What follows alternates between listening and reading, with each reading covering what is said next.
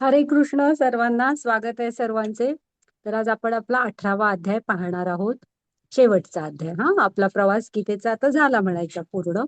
आपण आपलं मंगलाचरण आधी म्हणू.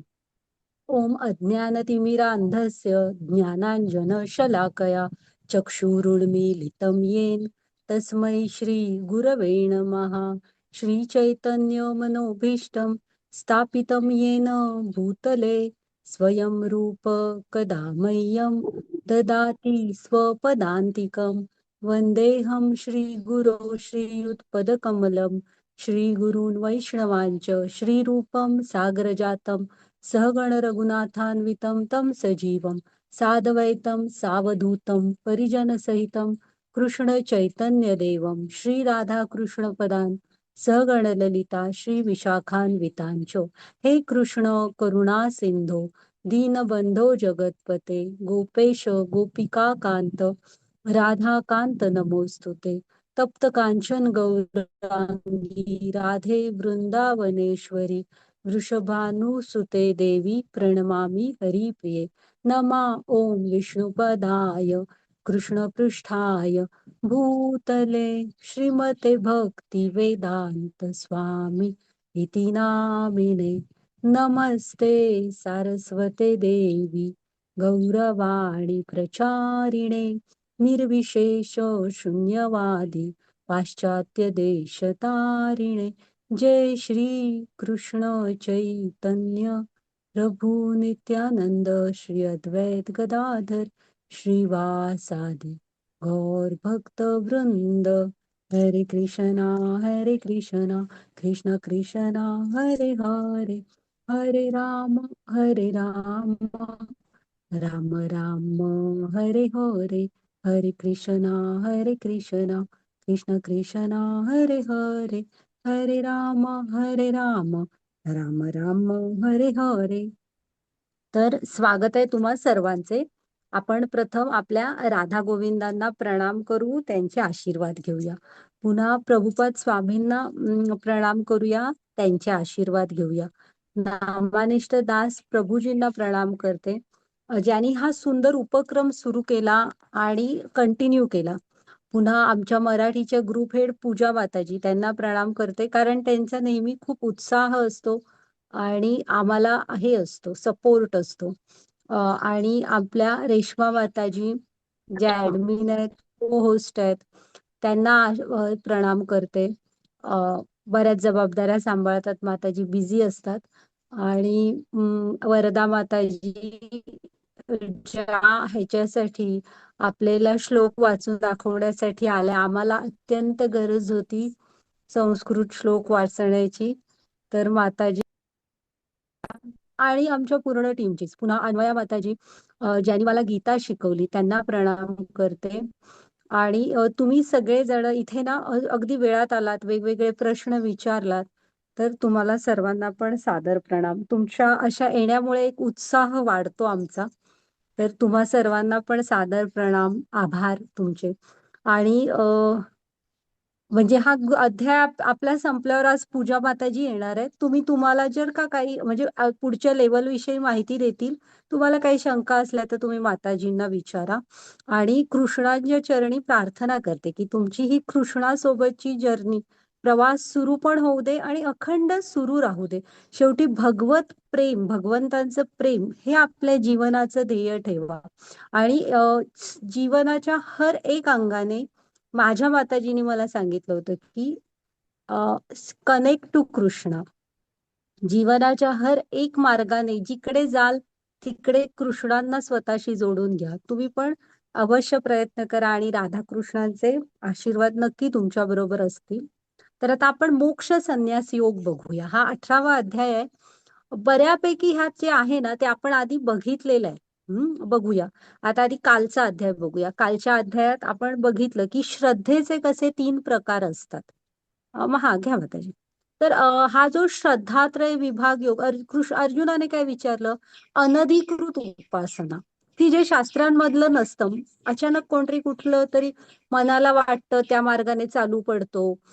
किंवा कोणतरी करतं असं काहीतरी आणि त्याच्या मागून आपण जातो. तर ह्या अनधिकृत उपासनांचं काय? मग कृष्णाने सांगितलं की ह्या ज्या श्रद्धा असतात ह्या मनुष्याच्या स्वभावाप्रमाणे असतात. फक्त श्रद्धाच नाही तर तुम्ही काय खाता, यज्ञ, तप, दान, हे सगळंच तू सत्व, रज आणि तम ह्या गुणांच्या प्रभावाखाली असतं. मग आहे ना, आणि आपण बघितलं की दान कसं द्यावं हे पण काल बघितलं. पुन्हा वाणीचं तप काय, मनाचं तप काय, हा शरीराचं तप काय, हे सगळं आपण बघितलं. तर हे जे शरीर, वाणी, मन, हे आपण कृष्णांसाठी वापरायला हवं. मग त्याच्यानंतर ओम म्हणजे ओम तत्सत ह्या शब्दाचा अर्थ बघितला आपण. हा मग आता आजचा जो अध्याय आहे तो बघ. हा, आणि कृष्णाने शेवटी काय सांगितलं की तुम्हाला हे जी अनधिकृत उपासना आहे ना ती इहलोकात म्हणजे इथे पण आणि परलोकात कुठेच फलदायी होत नाही. हा, ही जी तुम्ही अनधिकृत उपासना जे कोण करणार शास्त्रांच्या विरुद्ध जाऊन, तर ती इहलोकात आणि परलोकात कुठेच फलदायी नसते. हं. तर आता आपण आजचा अध्याय बघूया, मोक्ष संन्यास योग. हा, माताजी हे करा पुढची स्लाइड. 18वा अध्याय आहे, मोठा अध्याय आहे जरासा. इथे ना अ, कर्मयोगाद्वारे तुम्ही बंधनातून मुक्त कसे होऊ शकता. ही म्हणजे ही कुठली बंधन आहे तर फळाची. आपण ना निष्काम कर्मयोग किंवा कृष्ण भावना भावित कर्म जीवन शिकायला हवं, ज्यामुळे आपण मुक्त राहू शकतो. मग कुठलंही कर्म करायला 5 घटक आवश्यक असतात. ते कुठले 5 घटक ते बघूया. मग 3 गुण आता आज पण आहे बघा, 3 गुण आपलं सर्व काही नियंत्रित करत असतात, ते आपण बघूया. मग वर्णाश्रम पद्धतीचं इथे पुन्हा एकदा सांगितलंय की ब्राह्मणांमध्ये कुठले गुण हवे, क्षत्रियामध्ये कुठले गुण हवे. ते गुण पूर्ण सगळे गुण एका वेळेस असले तर तो ब्राह्मण वगैरे असं. आणि वर्णाश्रमाचं ध्येय आपण बघणार आहोत. हा, एक लक्षात ठेवायचं की ही जी आश्रम माताजी एकच मिनिट मागची स्लाइड घ्या. ही जी आश्रम आहेत ना, वर्णाश्रम, ह्याची ध्येय ही भगवत प्राप्ती आहे. तुम्ही इथं अडकून बसणं नाहीये त्याच्या अभिमानामध्ये. तर आपल्याला आपण बघू ते की आपल्याला जीवनात थोडंसं काहीतरी हे कमवावं लागतं इथे, म्हणजे तुमचं पोट भरण्यासाठी वगैरे. मग तुमचे गुण आणि कर्म शोधा आणि तुम्ही ते थोडं जीवन जगण्यासाठी आपल्याला पैसे वगैरे जे जे काय लागतात ते त्याद्वारे कमवा. पण मुख्य म्हणजे मेन ध्येय आहे की तुम्ही कृष्णांशी स्वतःला जोडून घ्या. हे वर्णाश्रम पद्धतीचं मुख्य ध्येय आहे की तुम्हाला त्या कृष्ण भावनाभावित जीवनाच्या स्तरापर्यंत आणणं. आता ते हे झालं म्हणजे विद्रूप असं झालं. ते गुणकर्मशः विभागशः आहे, ते जन्माने नाहीये. जेव्हा जन्माने ठरायला लागलं तेव्हा ते विद्रूप झालं. शास्त्रात गुणकर्म विभागशः सांगितलंय. हं. मग त्याच्यानंतर हा, मग असं असलं ना तर आपण ब्रह्मस्तरापर्यंत उन्नत होतो. आणि मग त्याच्यानंतर शुद्ध भक्ती सांगितली आहे कृष्णाने परत एकदा. आणि मग निष्कर्ष सांगितलेले आहेत, बघू आपण ते. हं? माताजी पुढची स्लाइड घ्या. इथं ना आपण एक आता अर्जुनाने हा प्रश्न विचारलाय. तुम्ही एक लक्षात घ्या की गीतेमध्ये मनाविषयी खूप सांगितलेलं आहे कृष्णाने. कंटिन्यू 17व्या अध्यायापर्यंत कुठे ना कुठेतरी मनाविषयी सांगितलेलं आहे. हा, मग आपलं मन हवं ना हे शुद्ध बनत जायला हवं. त्यासाठी तुम्ही जप करायला हवं. तुम्ही कथा भागवतम वगैरे म्हणजे शास्त्रांचं श्रवण त्याचा अभ्यास करायला हवा. आता ह्या श्लोकात पण सांगते तुम्हाला, हा मन किती महत्वाचं आहे आपलं. हा, वाचा माताजी. हरे कृष्ण. संन्यासस्य महाबाहो तत्त्वमिच्छामि वेदितुम् यागस्य च ऋषिकेश पृथक् केशिनिषूदन. हरे कृष्ण. हरे कृष्णा. अर्जुन म्हणाला, हे महाभाव ऋषिकेश, हे केसनी सुदन, मला त्याग आणि संन्यासाचे तत्व जाणण्याची इच्छा आहे. हरे कृष्णा. हा, तर आता इथे ना त्याग कशाला म्हणतात आणि संन्यास कशाला म्हणतात. अर्जुन काय म्हणतोय की हे महाबाहू ऋषिकेश, मला त्याग आणि संन्यास ह्याचं तत्व जाणायचंय. तर त्याग कशाला म्हणतात माहितीये का. तुम्ही कर्मफलांचा जेव्हा त्याग करता, तुम्ही कृष्ण भावनाभावित कर्म करायला सुरू करता की त्या फळांची तुम्हाला अजिबात आसक्ती नसते, ती तुम्ही सगळी कृष्णांना अर्पण करता. कारण ते भोक्ताराम यज्ञ तपसाम आहेत. तर त्याला म्हणायचं असतं त्याग. हं? आणि संन्यास म्हणजे काय? तर असं नाही की तुम्ही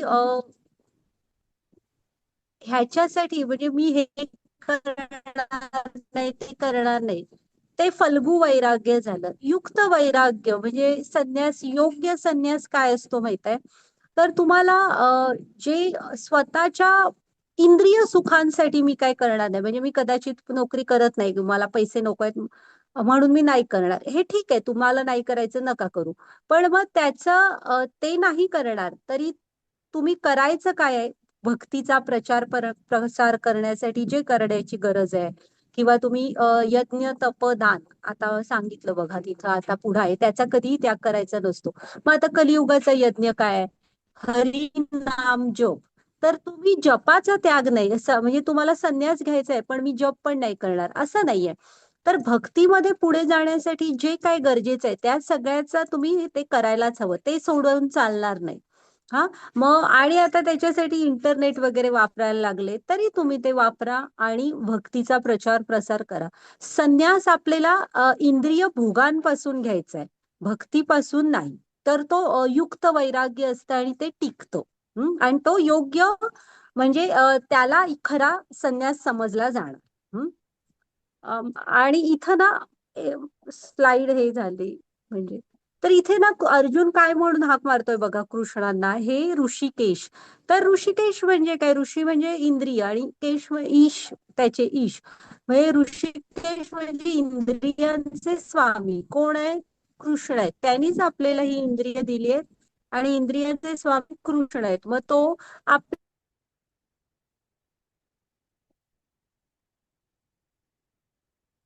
की तुम्ही मन मला द्या, मन असं हवं. तर ना आपलं इंद्रिय ही मनाशी निगडीत असतात. तुमचं मन तुमच्या ताब्यात असलं की इंद्रिय आपोआप कंट्रोलमध्ये राहणार. मग आपल्याला हे मन आपल्या ताब्यात हवंय, तर त्याचे स्वामी कोण आहेत? इथं तिथं जाऊन ते ताब्यात राहणार नाही. एकदा तुम्ही तुमचं मन कृष्णांमध्ये गुंतवलत ना की बघा ते कुणाच्याच इतरांच्या मागे पळणार नाही, त्याला कृष्णांची ओढ लागणार, कारण ते इंद्रियांचे स्वामीच आहेत.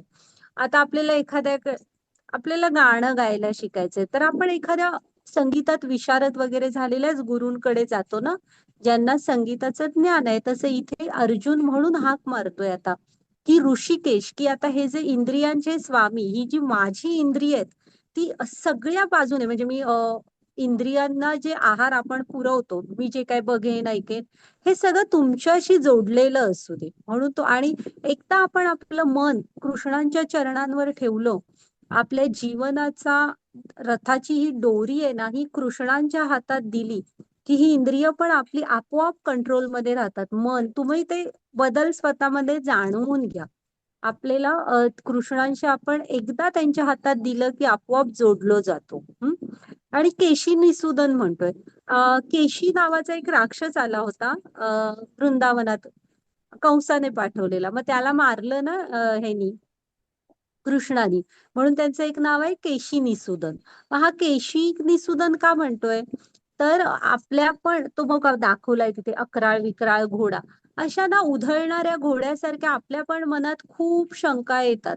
तसं अर्जुनाच्या पण आल्या होत्या अगदी पहिल्या अध्यायापासनं. मी त्याने मला नाही जमणार माझं विहित कर्तव्य करायला, मग मग ती कारणं सांगितली 5. मग त्याच्यानंतर त्याला वाटायला लागलं की मग ज्ञानच मिळवायचंय तर मी वनात जातो, मला नको हे करायला असं. म्हणजे तर ह्या सगळ्या शंकांची उत्तरं कृष्णाने दिली. मग आता त्यामुळे तो केशी निसूदन म्हणतोय की ह्या अशा ज्या उधळणाऱ्या सगळे शंका असतात ना, त्या पण तुमच्याकडे आल्यावर सगळ्या शांत झाल्या. आणि तो आता कसा झालाय बघा फोकस, तर त्याला कसली शंका नाही उरली. हम्म. हा, घ्या माताची पुढची स्लाईड.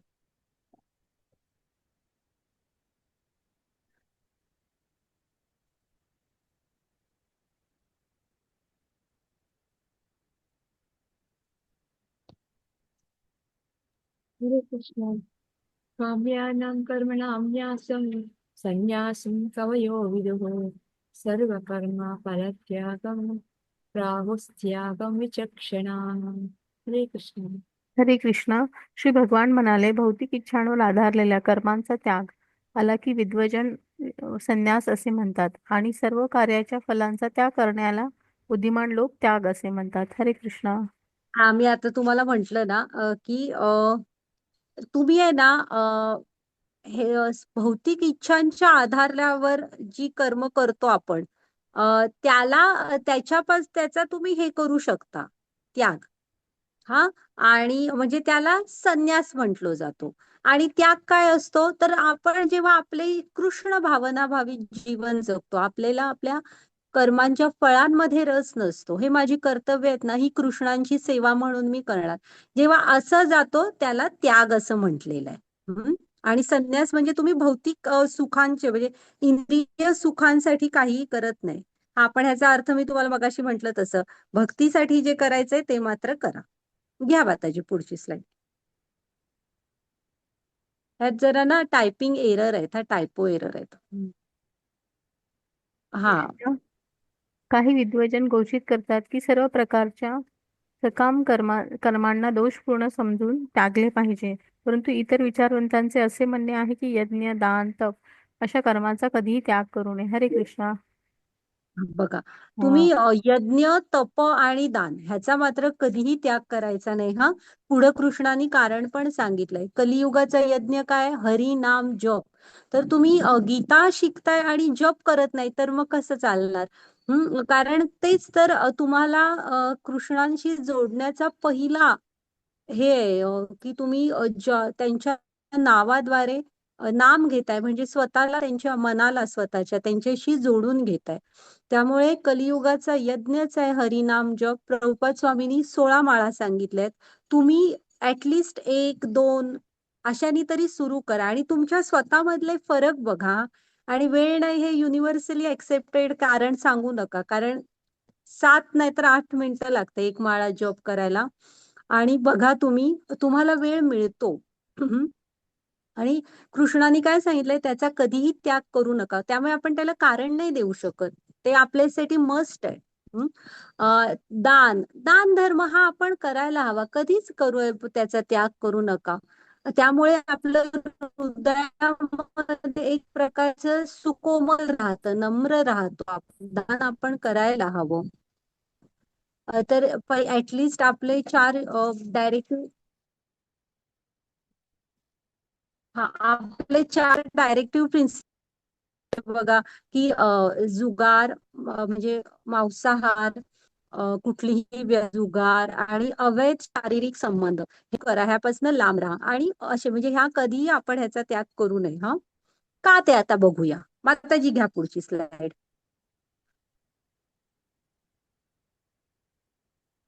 हरे कृष्ण. यज्ञदान तपः कर्माणा त्याज्यं कार्यमेव तत्. यज्ञोदानं तपश्चैव पावनानि मनीषिणाम्. हरे कृष्ण. हरे कृष्णा. यज्ञ, दान, तप त्या स्वरूपाच्या कर्माचा त्याग करू नये. ती कर्मे केली पाहिजेत. यज्ञ, दान आणि ही तर महात्म्यांना देखील पवित्र करतात. हरे कृष्णा. हा, मग जर का महात्म्यांना ती पवित्र करतायत, मग आपण कोण आहेत? हा, त्यामुळे महात्म्यांना ती म्हणजे तुम्ही कितीही आपण महात्मा माधवेंद्रपुरी वगैरेंच्या गोष्टी बघितल्या होत्या.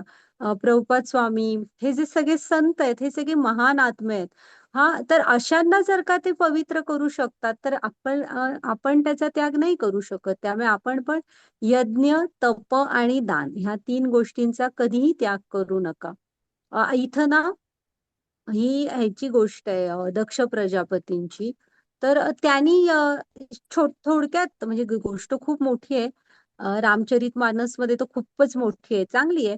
तर तुम्ही इथं आपण थोडक्यात बघूया. हा, कसं असतं ना, ह्या दक्ष प्रजापतींनी हा यज्ञ का केलेला असतो, तर शंकर एकदा ते काहीतरी सभा घेतात आणि शंकर आणि ब्रह्मा फक्त ते त्या सभेत येतात आणि ब्रह्मदेव आणि शंकर काय कोणास ठाऊक पण उठून उभे राहत नाहीत, बाकी सगळे उठून उभे राहतात. आता तत्वतः बघायला गेलं ना, तर दक्ष प्रजापतींच्या पोस्ट पेक्षा शंकर हे अतिशय उच्च स्तरावर आहेत. त्यामुळे असं तात्विक दृष्ट्या तर असं काही नाहीच आहे की शंकरांनी त्यांना उठून मान द्यायला हवा वगैरे. आणि शंकर हे नेहमी ध्यानस्थ असतात, ते नित्य कृष्णांच्या ध्यानामध्ये रमलेले असतात. त्यामुळे काय कसं होतं आणि ते उठून उभे राहत नाहीत. तेवढाच राग मनात ठेवतो आणि हा दक्ष प्रजापती तेव्हा पण शंकरांना खूप बोलतो भर सभेत. तरी पण शंकर तिथनं उठतात आणि जेव्हा घरी येतात तेव्हा सतीला ह्यातलं काहीही सांगत नाहीत. म्हणजे बघा, हा आदर्श गृहस्थ आहेत म्हटलेलं की नाही. आदर्श गृहस्थ कोण? तर शंकर आहेत. ते सतीला ह्यातलं काहीही सांगत नाहीत. आपण असतो तर आपण पण किती म्हटलं असतं, तुमचे अहो तुमच्या तिकडची मला असे म्हटले वगैरे, ऑब्विसली म्हणणार ना. ते शंकर आहेत. वैष्णवा नाम यथा शंभो, आद्य वैष्णव आहेत बघा ते. मग आहेत ना, मग हा दक्ष प्रजापती एका यज्ञाचे आयोजन करतो. ध्येय काय असतं? फक्त शंकरांना कमी लेखणं. आणि मग सगळ्यांना निमंत्रण पाठवतो. मग होतं काय, नेमकं सती आणि शंकर कैलासावर असतात आणि तिला बरीच विमानं दिसायला लागतात, चांगले तयार वगैरे होऊन देवी देवता चाललेले असतात. मी म्हणते अचानक काय एवढी गोंधळ गडबड, सगळी कुठं बरं तयार होऊन निघाली? म्हणून ती एकाला थांबवून विचारते. तर ते सांगतात, तुझ्याच तर वडिलांकडे मोठा यज्ञ आहे, तिकडे चाललोय, तुम्हाला बोलावलं नाही काय? ते आणि असतंच ना आपलं. मग ती म्हणते नाही बोलावलं. आणि मग ती विचार करायला लागते. मग ती शंकरांना म्हणते की वडिलांच्या घरी यज्ञ आहे आणि आपण जाऊया. तर शंकर म्हणतात की त्यांनी बोलावलेलं नाही, मग कसं जाऊया? तर ती म्हणते की ते एक छान वाटतं मला. ती सांगते की गुरु, आई, वडील ह्यांच्याकडे आमंत्रणाची वाट बघायची नसते. मग शंकर तिला सांगते की हो, पण कधी? जेव्हा ते गडबडीत विसरले तेव्हा. जेव्हा मुद्दाम देत नाहीत तेव्हा नाही जायचं. तर पण ते तिला काय पटत नाही आणि ती खूप हट्ट करते. मग शंकर म्हणतात नंदीला घे आणि तू जा, मी येत नाही. असं ती जाते, तिथे बघते की वडील काय असतं. तिला शेवटी ती विचारते आणि ती एवढं मोठं आयोजन बघते आणि म्हणते की मोठ्या आयोजनात वडील मला बोलवायला विसरले.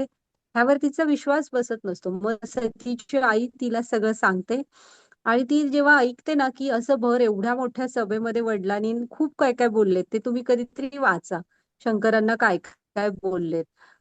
ते सगळं ऐकल्यावर तिला खूप वाईट वाटतं. योगाग्नी प्रज्वलित करते आणि त्यामध्ये सती स्वतःला हे करून, म्हणजे त्याच्या आधी बरंच संभाषण आहे.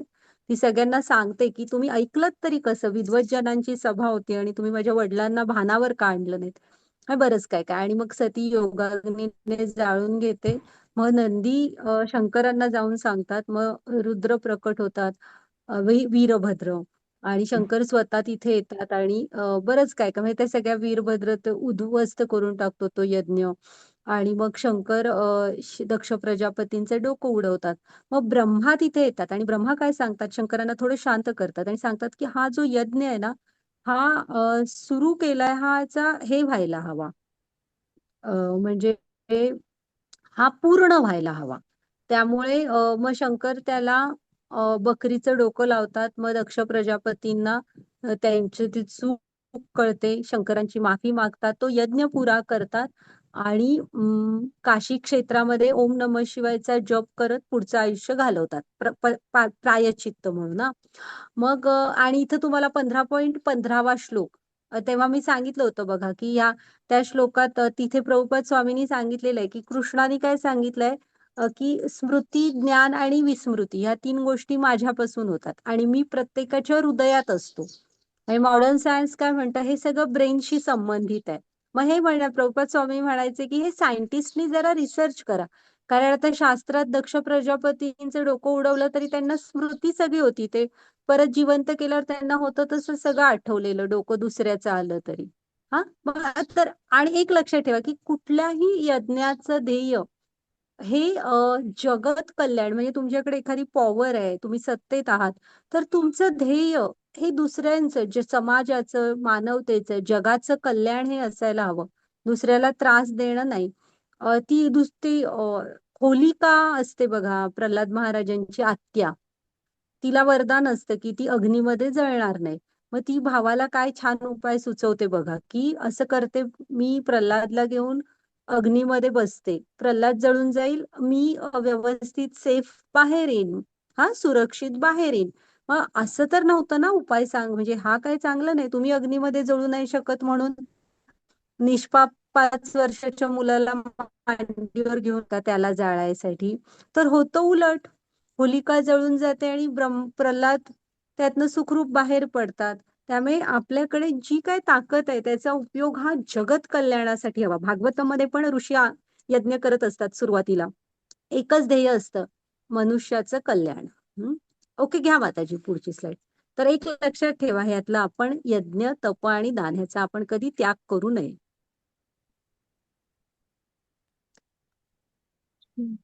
येषान्यपि तु कर्माणि सङ्गं त्यक्त्वा फलानि च कर्तव्यानि ते मे पार्थ निश्चितं मतमुत्तमम्.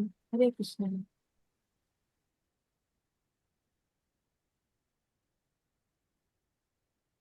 हरे कृष्णा. ही सर्व कर्मे कोणत्याही प्रकारची आसक्ती किंवा फलाच्या अपेक्षा विना केली पाहिजेत. हे पार्थ, ही कर्मे कर्तव्य बुद्धीने केली पाहिजेत. हे माझे अंतिम मत आहे. हरे कृष्णा. तर ही जी कर्म आहेत ना, यज्ञ काय, तप काय, दान काय, हे तुम्ही कर्तव्य म्हणून करायला हवं.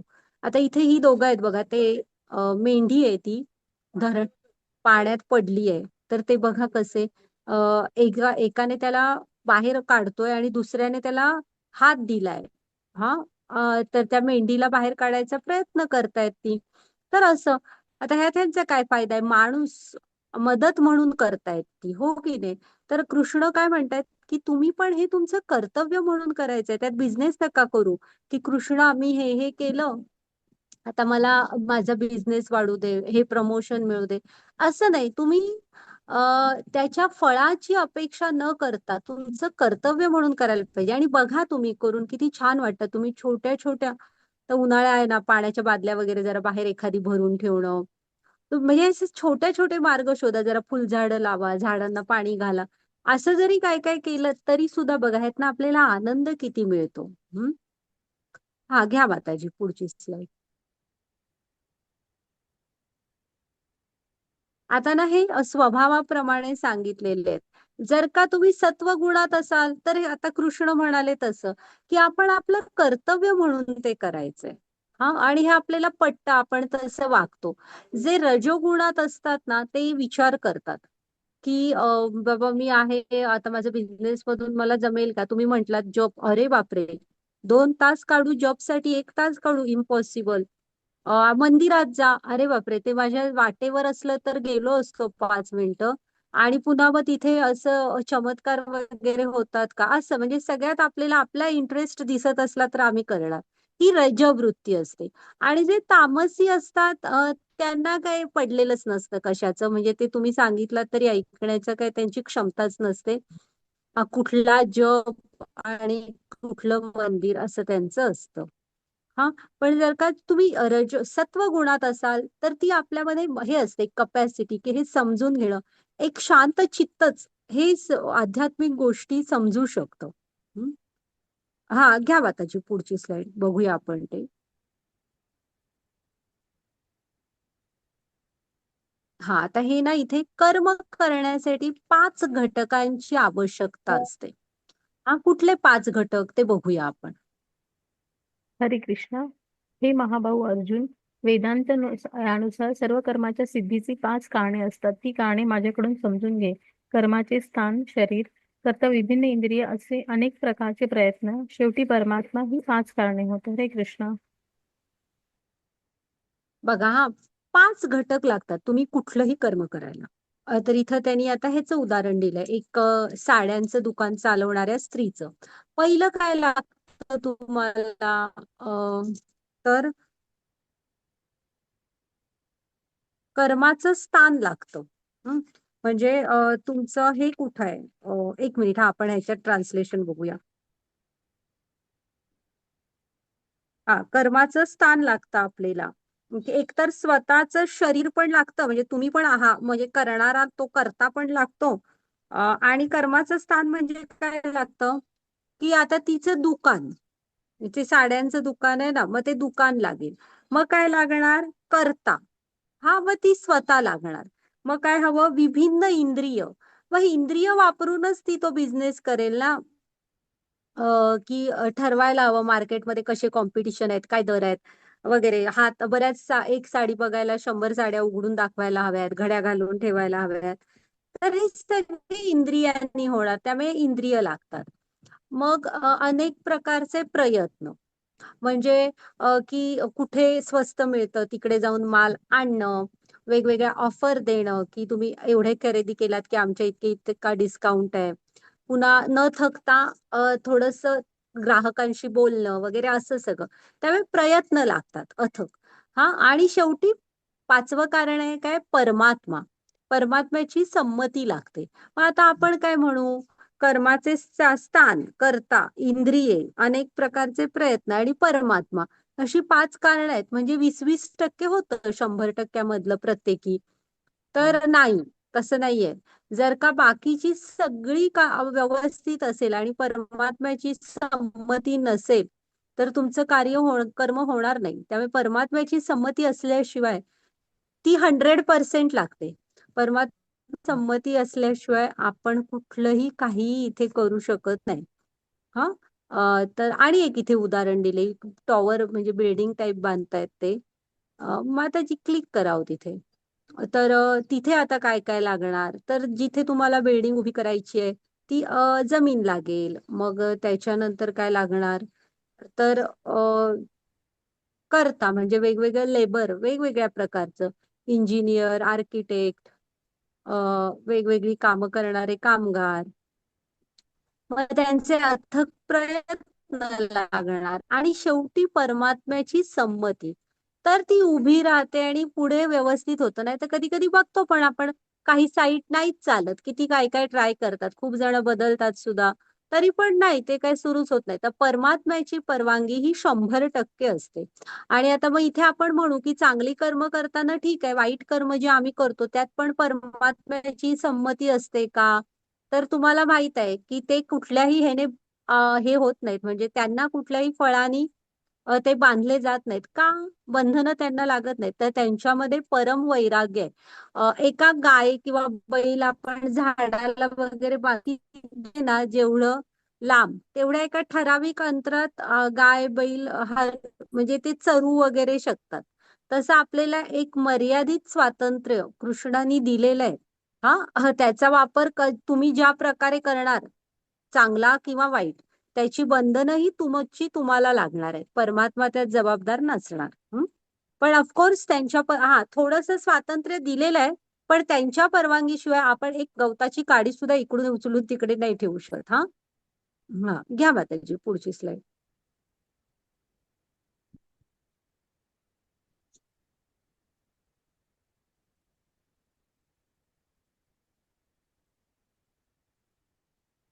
हरे कृष्ण.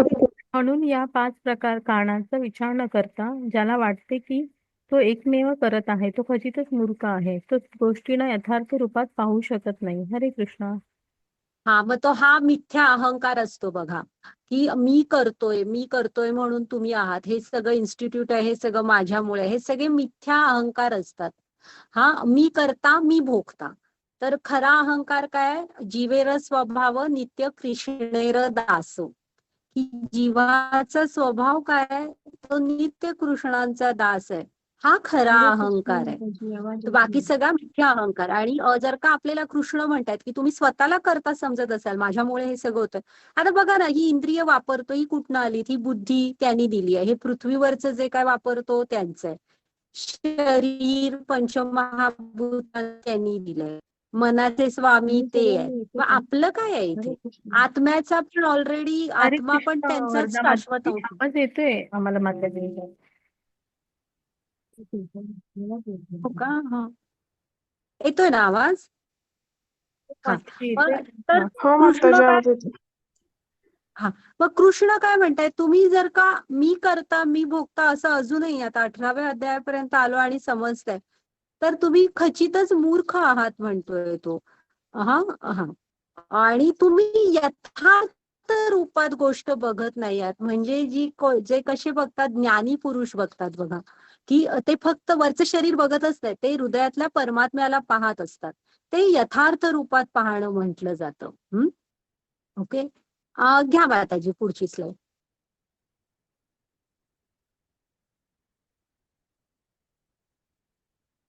हरे कृष्ण. ज्ञान, ज्ञेय आणि ज्ञाता ही 3 कर्माला प्रेरणा देणारी कारणे होत.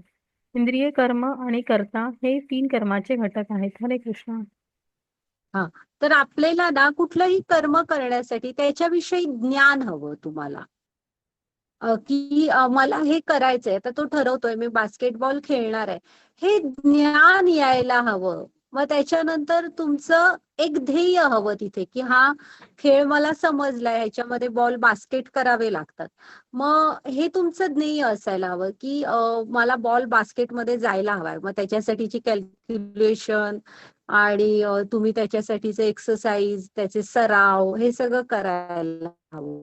आणि ज्ञाता म्हणजे तो करता, तो हवा तिथं, जो प्रत्यक्षात खेळाडू आहे आणि तो खेळणार आहे. ही आपल्याला प्रेरणा देतात की कुठलंही कर्म करण्यासाठी, की मला ह्याने मग मला काय होईल, मला हा मॅच मग मला जिंकता येईल, हे त्याला कळलंय. हा, तर ह्या गोष्टी लागणार. आणि प्रत्यक्ष ते करायसाठी पुन्हा मग तुम्ही इंद्रिय हवीत आणि तुम्ही ते कर्म करता, म्हणजे होत. आणि इंद्रिये, कर्म आणि करता, हवे ती इंद्रिय वापरून तुम्ही ते करताय. काय करताय? बास्केटमध्ये बॉल टाकताय. आणि पुन्हा तो आपण स्वतः, म्हणजे जो खेळाडू आहे तो, असे आपल्याला हवेत हा कुठलंही कर्म प्रत्यक्षात करण्यासाठी. प्रेरणा कोण देतं? तर त्याच्याबद्दल तुम्हाला ज्ञान हवं. पुन्हा तुमचं त्यातलं ध्येय तुम्हाला माहिती पाहिजे. हे पाहिजे सगळं, तर तुम्हाला प्रेरणा मिळणार, की माझा फायदा काय आहे ह्यात, की ही माझी हॉबी आहे, असं सगळं. आणि मग प्रत्यक्षात ते करायला तुमची इंद्रिय हवीत, तुम्ही ते कर्म करायला पण हवं. हा, नुसतं मनात ठरवून नाही. आणि करता तुम्ही प्रत्यक्षात पण हवं. ओके. माताजी घ्या पुढची स्लाइड.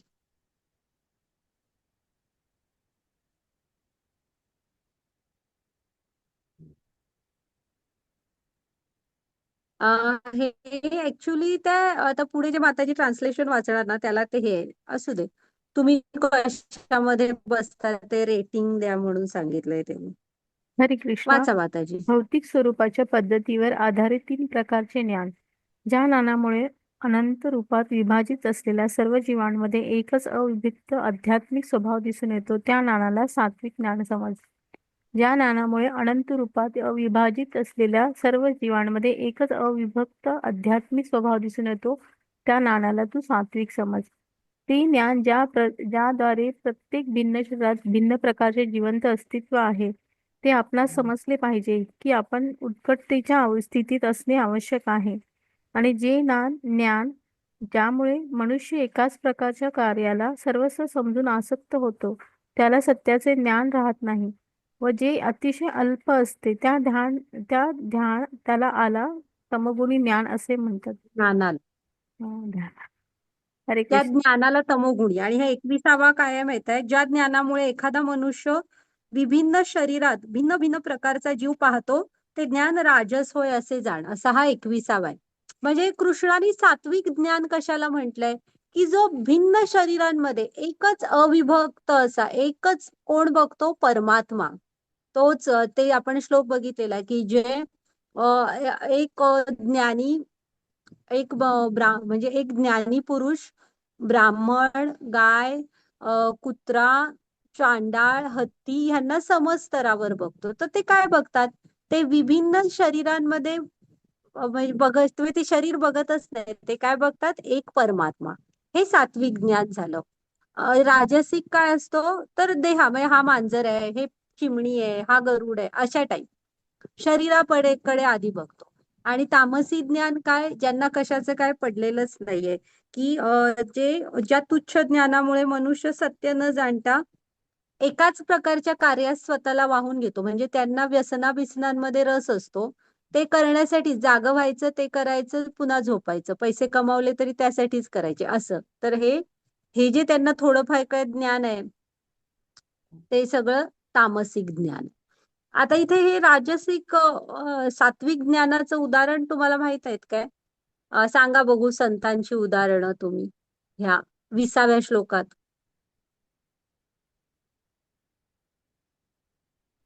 तुम्हाला आठवतात ना ते तुकाराम एकदा? महाराजांचं सांगता येईल. हो हो, तुकाराम सगळीकडे ते महाराज. फक्त विठ्ठलच बघत असतात. हो. एकनाथ एकनाथ माहित आहे? एकदा गंगेचं पाणी हातात असतं, गंगाजल, आणि एक कुत्रा असतो, पाण्याशिवाय तडफडत असतो. ते गंगाजल त्याला पाजवून रिकामे होतात. ते माहित आहे ना तुम्हाला, ती कथा आहे. तेव्हा हे गंगाजल मिळणं किती कठीण होतं, पण तो पाण्याशिवाय हे पाणी शोधत असतो, ते बघून देतात ते. हा, पुन्हा एक आणि एक सांगितली जाते जे आपले एक नामदेव सांगू आहेत ना. ज्ञानेश्वर हो, ज्ञानेश्वर. त्यांनी रेडिओमधून पण हो. हे केलं. हा, तर हरिमुखी असं वेद वधवून घेतले. पुन्हा एकदा भाकरी खात म्हणजे करत असतात की खात असतात काहीतरी, आणि एक कुत्रा त्या भाकरीच्या शिबड्याकडे येतो, एक भाकरी घेऊन पळून जातो. तर ते त्याच्या मागून जात असतात की जरा थांब, त्याला तूप लाव, तुला कोरडं वाटेल. असं, हा, गौतम बुद्ध. तर ही ही सात्विक ज्ञान म्हटलंय. हा, ओके. आता माताजी घ्या पुढची स्लाइड.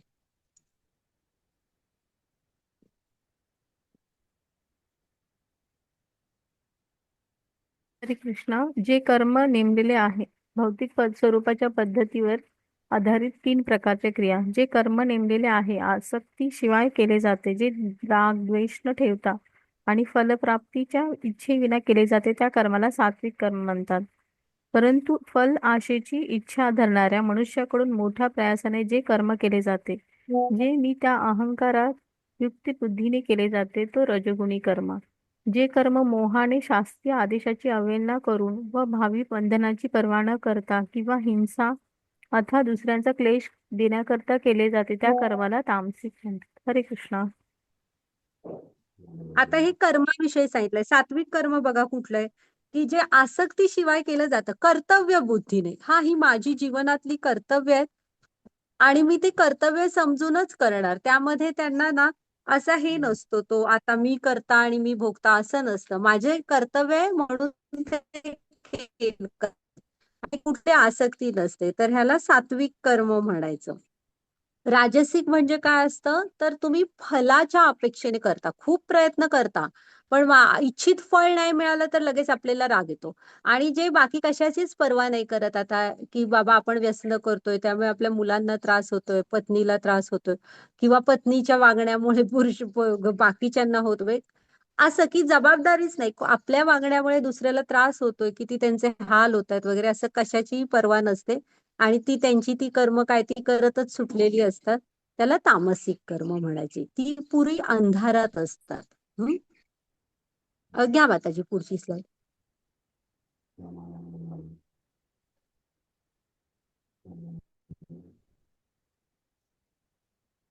हरे कृष्णा. एक मिनिट हा, अजून. हा, हरे कृष्णा. जो मनुष्य प्राकृतिक गुणांचा संग न करता मिथ्या अहंकाराविना निश्चयाने व उत्साहाने यश अपयश यामुळे विचलित न होता आपले कर्म करतो, त्याला सात्विक कर्ता असे म्हणतात. जो करता कर्म आणि कर्म फल प्रती आसक्त होऊन फळांना बघू इच्छितो आणि जो लोभी अपवित्र व सुख ईर्ष्याळू. दुःखामुळे ईर्ष्याळू अपवित्र व सुख दुःखामुळे विचलित होणार असतो, त्याला रजोगुणी कर्ता असे म्हणतात. जो कर्ता नेहमी शास्त्रविरुद्ध कर्म करतो, जो भौतिकवादी, हट्टी, कपटी, दुसऱ्यांचा अपमान करण्यात तरबेज असतो, जो आळशी, सदैव काम करताना चालढकल करणारा असतो, त्याला तमोगुणी कर्ता असे म्हटले जाते. हरे कृष्णा. आता इथे कर्ता, सात्विक कर्ता कसा असतो बघा, की तो सत्व रज तम असा नाही, तो जनरली शुद्ध सत्व गुणात स्थित असतो आणि मिथ्या अहंकाराविना. तेच ते की मी कृष्णांचा नित्य दास आहे आणि मी शरीर नाही आत्मा आहे वगैरे, अशामध्ये तो स्थित असतो, असा असतो तो. आणि निश्चयाने आणि उत्साहाने कर्म करत असतो. आणि थोड्याशा यशाने अपयशाने हुरळून जात नाही. तो निश्चयाने आपलं कर्म करत असतो, तो सात्विक. रजोगुणी परत फळांना बघून ते कर्म करत असतात, माझा काय फायदा आहे, हा, असं बघून तो कर्म करत असतो. आणि चुकून मग इच्छित फलप्राप्ती झाली नाही की मग झाले दुःखी झाले, आणि स्वतःच्या मनासारखं झालंय की खूप आनंदी. तर हे रजोगुणी करता. आणि तमोगुणी काय, तर आळशी, स्वतःची कामं आहेत त्याच्यामध्ये चालढकल करणे, त्याचा दुसऱ्यांना त्रास होतोय वगैरे ते काय बघायचं नाही, जे शास्त्रात सांगितलंय की तुम्ही असं करू नका ते ते करणार, तर हा तमोगुणी करता. घ्या माताजी पुढची स्लाइड.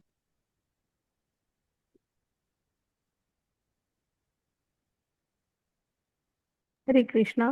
हे पाच या बुद्धीद्वारे मनुष्य प्रवृत्ती आणि निवृत्ती, कार्य आणि सहकार्य, भय आणि निर्भय, बंधन आणि मोक्ष यांना जाणतो, ती सात्विक बुद्धी होय. हे पाच जी बुद्धी धर्म, अधर्म, कार्य, सहकार्य यामधील भेद जाणू शकत नाही, ती राजसी बुद्धी. भ्रम आणि अंधकाराच्या प्रभावामुळे जी बुद्धी धर्माला व धर्माला धर्म समजते आणि सदैव विपरीत मार्गाने कार्य करते, ती बुद्धी म्हणजे तामसिक बुद्धी होय. हा, तर हे इथे बुद्धीविषयी दिली आहे. प्रवृत्ती आणि निवृत्ती म्हणजे काय करायचंय आणि काय करायचं नाहीये. कुठली कृती करायची आहे आणि कुठली कृती योग्य म्हणजे अयोग्य आहे ती आम्ही करणार नाही, ह्यातला फरक जाणतो ना, तो ती बुद्धी सात्विक बुद्धी आहे. आणि कशी असते ती? कार्य अकार्य, भय निर्भय, बंधन मोक्ष ह्याला ती जाणते की आपली फळं ह्याने आपल्याला बंधनं लागतील, आपण हे सगळं कृष्णांना अर्पण करायला पाहिजे वगैरे, हे जी बुद्धी जाणते ती सात्विक बुद्धी असते. राजसिक काय असते? की जी धर्म आणि अधर्म म्हणजे काय चांगलं काय वाईट वगैरे हे जास्त बघत नाही, ती फळाशी निगडीत असतात. माझा फायदा आहे ना, मग मी ते करेन, अशा टाईपची बुद्धी. आणि तामसिक काय असते? की जी मुळातच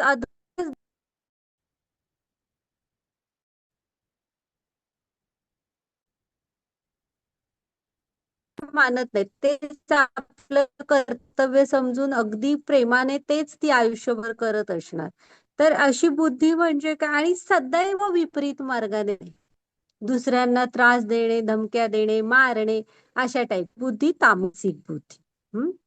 अज्ञानाच्या अंधकारात असतात ती. आणि ह्यांना आहे ना, एखादे गुरुच त्यातनं बाहेर काढू शकतात. तो गुरूंचा आधार असतो. घ्या माताजी पुढची स्लाइड.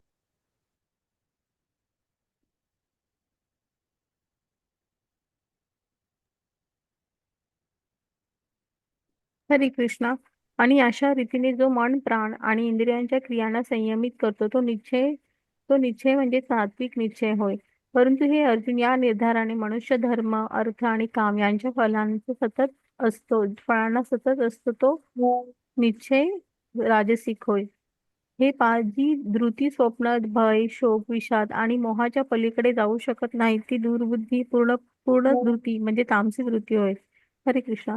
हा, म्हणजे बुद्धी. धृती म्हणजे बुद्धी. सात्विक कुठली असते बघा?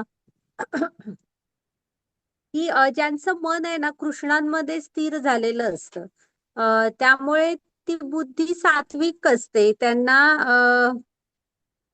सात्विक ऍक्च्युली निश्चय आहे, सॉरी, हा इथं तर तो सात्विक असतो की ज्यांना कृष्णांशी जोडण्यामध्ये रस असतो आणि त्यांचा निश्चय डळमळीत पण होत नाही, त्यांनी स्वतःला ठामपणे कृष्णांशी जोडून घेतलेलं असतं, जे योगाभ्यासाद्वारे दृढपणे धारण केलेले आहे. अशा रीतीने जो निश्चय हा दृढ असतो आणि मन, प्राण, इंद्रियांच्या क्रियांना ते संयमित करून निश्चय म्हणजे संयमित करून कृष्णांशी जोडून घेतात, असा तो निश्चय असतो. सगळ्या बाबतीत मी कृष्णांना जोड, हा सात्विक निश्चय. ते धर्म, अर्थ, काम, मोक्ष ह्या फळांसाठी निश्चय करतात, ते राजसिक, की मला यातनं मिळणार काय. आणि जे आपल्या म्हणजे मी इंद्रिय तृप्तीच्या पलीकडे जाऊच नाही शकतायत, त्याला तामसी बुद्धी निश्चय म्हटलेला आहे. की त्यांना निश्चय असतो त्यांचा, पण कशासाठी? की माझी व्यसनांसाठी एवढे एवढे तरी ठराविक पैसे मला मिळवायला पाहिजेत, हा मग मी ते मिळवतो, असं. म्हणजे ते आहे त्यांच्याकडे थोडाफार निश्चय, पण कशासाठी? तर स्वतःच्या त्या म्हणजे व्यसन आणि ते जे चुकीचं वागतायत ते पूर्ण करण्यासाठी. तर तो तामसी निश्चय झाला. घ्या माताजी पुढची.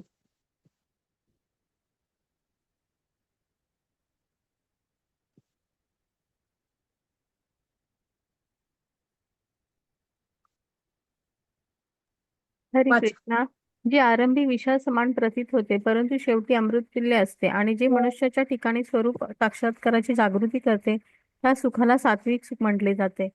इंद्रियाच्या विषयांशी संयोग झाल्याने प्राप्त होणारे सुख, जे प्रारंभी अमृतासारखे भासते, परंतु जे विषयाप्रमाणे असते, त्या सुखाला राजसिक सुख म्हटले जाते. आणि जे सुख स्वरूप साक्षात्कार याकडे लक्ष देत नाही, जे आरंभापासून शेवटपर्यंत मोहमयी असते, आणि जी जी निद्रा, आळस व प्रमाद यापासून उत्पन्न होते त्या सुखाला तामसिक सुख म्हटले जाते. हरे कृष्ण. तर सुखाविषयी सांगितलंय. सात्विक सुख कृष्ण म्हणताय की प्रारंभी तुम्हाला विषासमान वाटेल, पण त्याचा शेवट अमृतासारखा असतो. म्हणजे बघा, आता प्रभुपाद स्वामी इथे इस्कॉन मध्ये किंवा आपण वैदिक ह्याच्यानुसार सकाळी लवकर उठा म्हणतात. हा की सूर्योदयापूर्वी 1.5 तास 2 तास तरी तुम्ही उठायलाच हवं. ऍटलिस्ट 5च्या आसपास तरी वगैरे आपण प्रयत्न करायला हवा. का? तर मग तेव्हा लवकर किंवा तुम्ही अभ्यास स्टुडंट आहात तर लवकर उठून देऊ आवरा आणि अभ्यासाला बसा. एकाग्रता असते. जप करा. हा, आवाज येत नाहीये काय? थांबा. हा, रेश्मा माताजी आवाज येत नाहीये काय? मला येते माताजी. मला येतोय तुमचा आवाज माताजी. बघ अहो आता येतोय माताजी. येतोय. हा, मग जरा माताजी तुमचं इंटरनेट कनेक्शन तुम्ही चेक करा. हा. हा, मग ही जी सात्विक सुख असतं ना, सकाळी लवकर उठणं काही दिवस तुम्हाला त्रास पण वाटेल.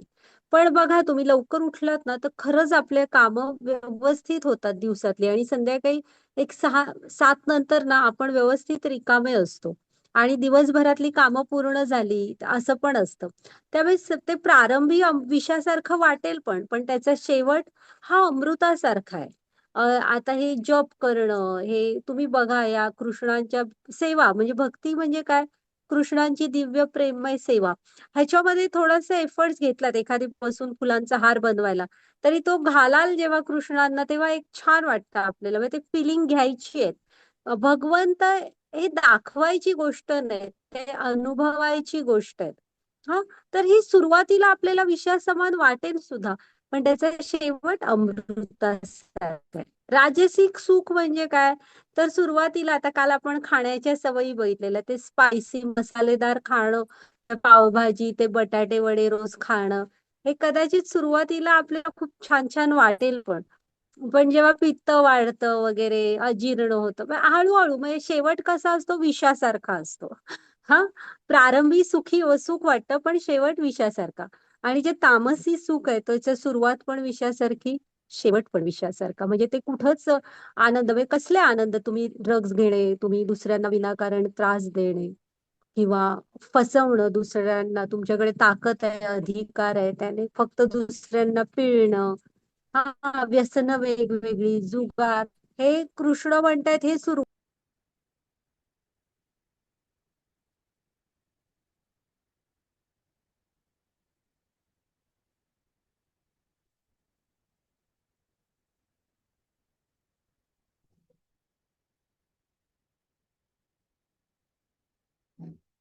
माताजी आता आवाज येत नाही.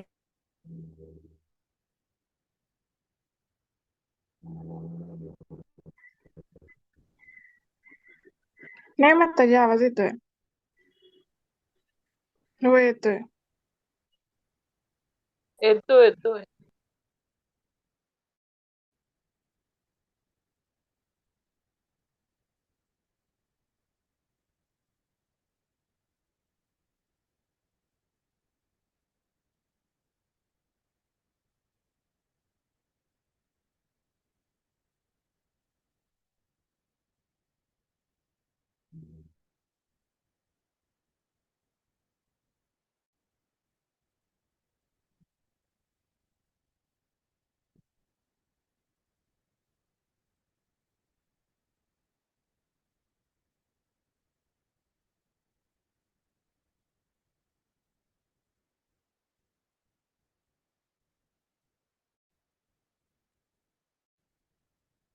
माताजी पुढची स्लाइड दाखवा, रेश्मा माताजी. हरिओम. हरे कृष्ण.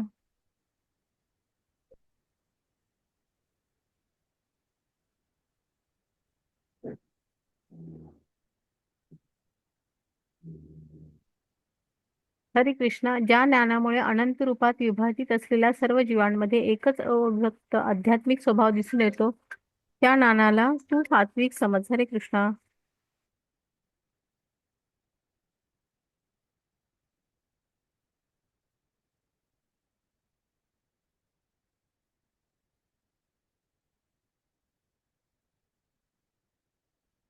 प्रत्येकामध्ये बघतात हे सात्विक ज्ञान आहे.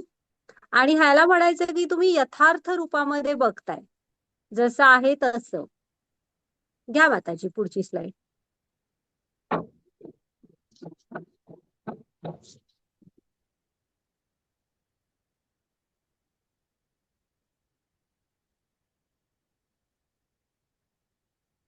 बाली. हा माताजी पुढची स्लाइड घ्या.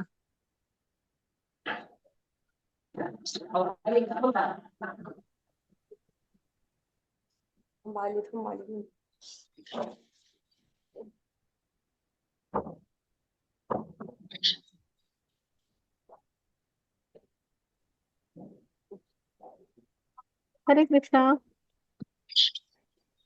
वाचा. हे बाळ, जो निश्चय अचल आहे, जो योगाभ्यासाद्वारे खंबीरपणे धारण केलेला आहे आणि अशा रीतीने जो मन, प्राण आणि इंद्रियांच्या क्रियांना संयमित करतो, तो निश्चय म्हणजे सात्विक निश्चय आहे. माताजी, तुम्ही कॅमेरा ऑफ केला तर कदाचित आवाज येईल मला. ओके. ओके माताजी. हा, हे झालंय मगाशी. ह्याला सात्विक निश्चय म्हणायचं की तो खंबीरपणे घेतलेला आहे आणि ते निभवून नेतात.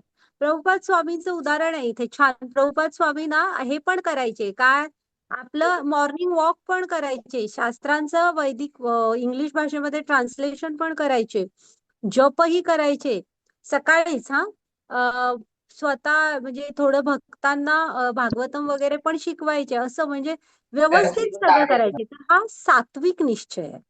आपला निश्चय कसा असतो, आपलं पहिलंच कारण, कुठलंही कारण आपण शोधतच असतो की आपण भक्ती फक्त करणार नाही, ह्याच्यासाठी आपण कारण पहिलं काय बंद होणार, तर आपला जप. तर तसा नाही, सात्विक निश्चय हा कृष्णांशी खंबीरपणे जोडलेला असतो. ओके. हे जरा वर्णाश्रम पद्धतीविषयी आहे. आता जरा बघूया आपण. वरदा माताजी, तुम्ही हे तिन्ही श्लोक ऍट अ टाइम वाचा.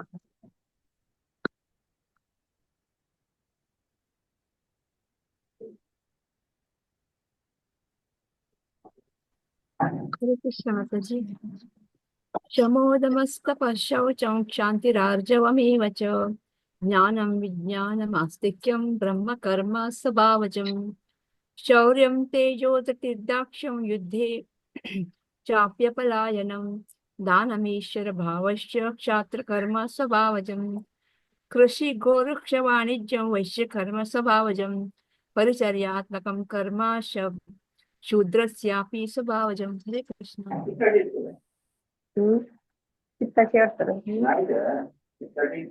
रेश्मा माताजी, ऐकू येतोय का आवाज आमचा? हरे कृष्ण माताजी. हो, येतोय आवाज. हा माताजी, वाचते मी. हरे कृष्ण. शांती, आत्मसंयम, तपस्या, पावित्र्य, सहनशीलता, प्रामाणिकपणा, ज्ञान, बुद्धिमत्ता, धार्मिकता या स्वाभाविक गुणानुसार ब्राह्मण कर्म करतात. शौर्य, तेज, निर्धार, दक्षता, युद्धामध्ये धैर्य, औदार्य आणि नेतृत्व या स्वाभाविक गुणांनुसार क्षत्रिय कर्म करतात. कृषी, गोरक्ष आणि व्यापार हे वैश्याच्या स्वभावजन्य कर्म आहेत आणि श्रम व इतरांची सेवा करणे हे शूद्राचे कर्म आहे. हरे कृष्ण. तर बघा, हे इथे ना ब्राह्मण, तुम्ही ब्राह्मण आहात म्हणजे तुमच्यामध्ये ना शांती, आत्मसंयम, तपस्या, पावित्र्य, सहनशीलता, प्रामाणिकपणा, ज्ञान, बुद्धिमत्ता, धार्मिकता, हे एवढे गुण तुमच्यामध्ये असायला हवे. हे गुण असायला हवे. तुम्ही जन्म कुठे घेतलाय ह्याच्याशी संबंध नाहीये. एवढे गुण ऍट अ टाइम तुमच्यामध्ये आहेत, तर तुम्ही ब्रह्म आणि ब्राह्मण असता. आणि ब्राह्मण ह्या शब्दाचा अर्थ काय, तर त्यांना ज्ञानामध्ये इंटरेस्ट असतो. म्हणजे ज्ञान मिळवणे आणि ज्ञान देणे, यज्ञ करणे आणि करवून देणे, अशामध्ये त्यांना पैसे, संपत्ती कमावणे वगैरे अशामध्ये रस नसतो. ती ज्ञानाच्या मार्गावर जाणारे असतात. तर हे ब्राह्मणांची.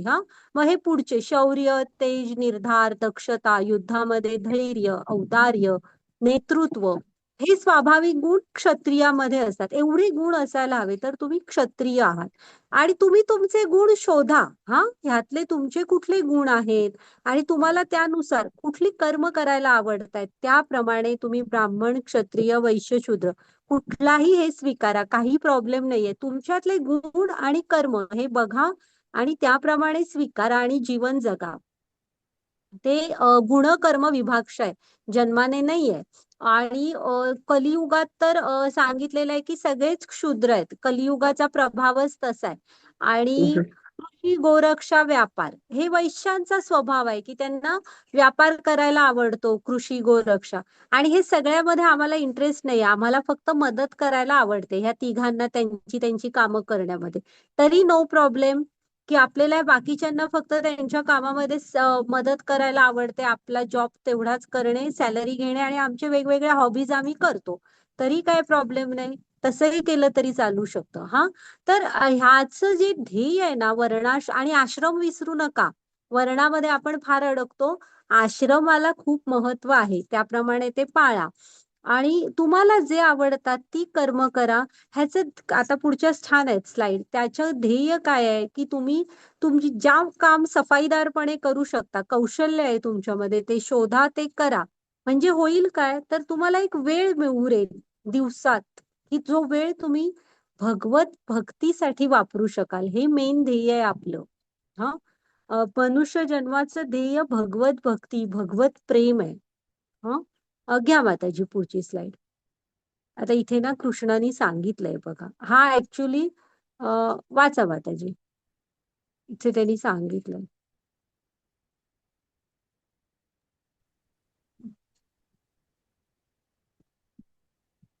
अरे वरदा माताजी, माझा आवाज खरंच ऐकू येत नाहीये काय? हरे कृष्ण, आता येतोय माताजी आवाज. माताजी आवाज येतोय. हरे कृष्ण.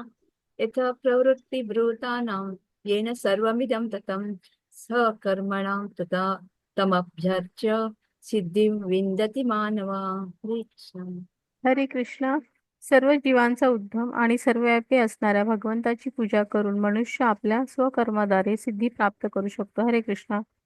आता इथं सिद्धी म्हणजे काय आहे, तर भगवंतांची प्राप्ती करू शकतो. हा, आणि त्यासाठी तुम्ही कुठलं वर्ण आहात, कुठल्या आश्रमात आहात, हे काही प्रॉब्लेम नाहीये त्याचा. तर तुम्ही गरज काय आहे, तर कृष्णांशी स्वतःला जोडून घ्यायची, त्यांचा भक्त बनण्याची. आणि ते करायला आपल्याला कुणीच थांबवलेलं नाहीये. त्यामुळे असा कुठंही पहिल्यांदा काय करा, की कृष्णांना ते सर्व जीवांचा उद्गम आहेत, सर्व व्यापी आहेत, पालन पोषण करतायत, पुरुषोत्तम आहेत, असं जाणा आणि कृष्णांशी स्वतःला जोडून घ्या. आणि नक्की आपण आपल्या उद्धार करू शकतो. हा, मग तुम्ही कुठल्याही वर्णात असा, घ्या आणि कुणालाच थांबवलेलं नाहीये. घ्या माताजी पुढची स्लाइड. कारण मनुष्य जीवनाची गीता ही उच्च स्तरावरून शिकायची. मनुष्य जीवनाचं खरं ध्येय काय आहे, तर भगवत प्रेम, भगवत प्राप्ती. हा, पण 47वा श्लोक आहे वरदा माताजी, वाचा.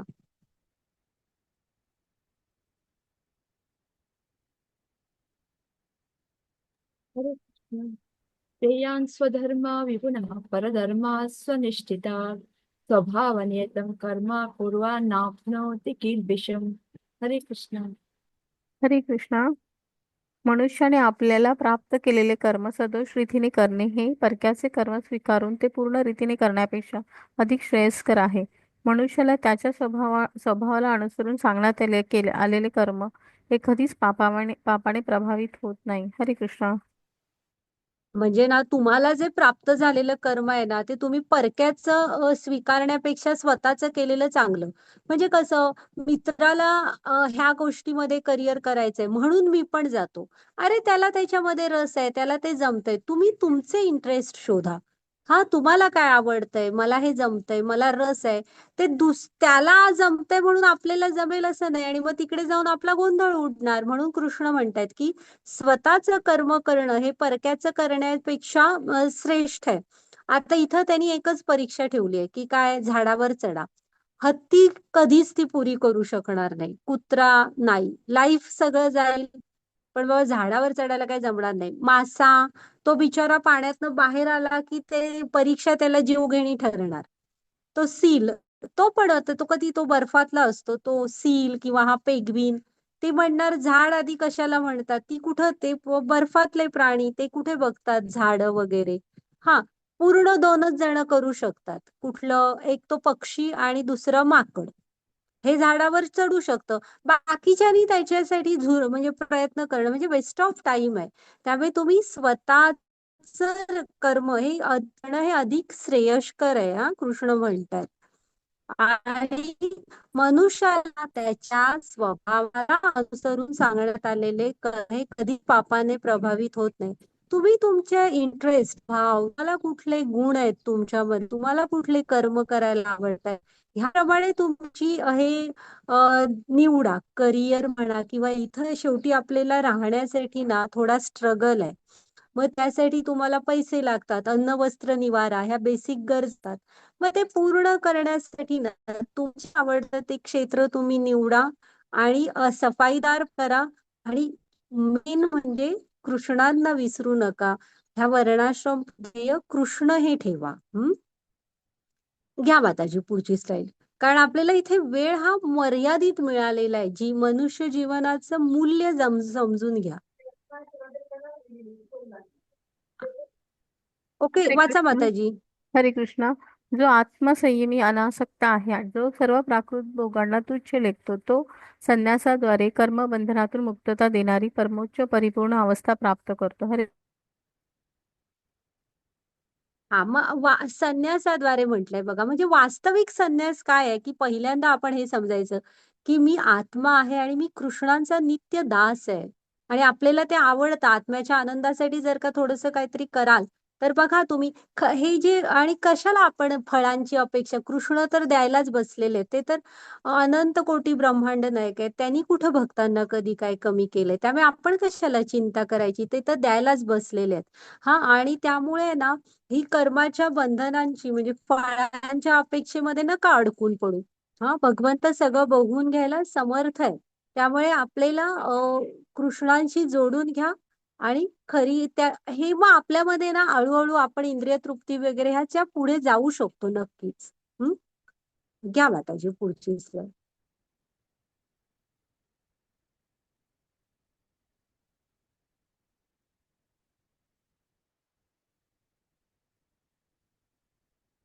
वरदा माताजी वाचव.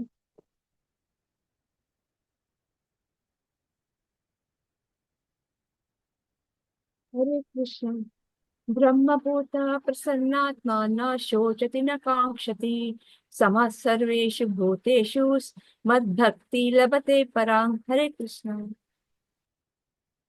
हरे कृष्ण. हा, हरे कृष्ण. आपल्या बुद्धीद्वारे पूर्णपणे शुद्ध होऊन आणि निश्चयाने मनोनिग्रह करून इंद्रिय तृप्तीच्या विषयांचा त्याग करून आसक्ती आणि द्वेष यातून मुक्त होऊन जो एकांत स्थळी राहतो, जो मित आहार करतो, आपली काया वाचा मन संयमित करतो, जो सदैव समाधिस्थ आणि अनासक्त असतो, जो मिथ्य अहंकार, मिथ्य बल, गर्व, काम, क्रोध आणि भौतिक गोष्टींचा स्वीकार इत्यादी गोष्टींपासून मुक्त असतो, ममत्व रहित आणि शांत असतो, तो मनुष्य आत्मसाक्षात्काराच्या स्तराप्रत निश्चितच प्रगत होतो. हरे कृष्णा. हा, हे गुण आहेत, हे आपण बघितलेले आहेत. हे भक्तांचे गुण आहेत जे कृष्णाला प्रिय आहेत. आणि हे गुण आहेत ना, तुम्ही जप करा. आपण थोडस श्रवण म्हणजे कीर्तन कराल ना, म्हणजे शास्त्रांचं श्रवण वगैरे वरिष्ठ भक्तांकडून, तर बघा हे सगळं हळू हळू हळू, ह्याची काय आपल्याला घाई पण नाहीये. हे कधी आपल्यामध्ये येणार हे आपल्याला कळणार नाहीये. गरज आहे की आपण कृष्णाची स्वतःला जोडून घ्यायची, जपमाळ हातात घेण्याची. घ्या माताजी पुढची स्लाइड. आता आपण बघितलेलं आहे बरेचदा. हे भक्तांचे गुण आहेत.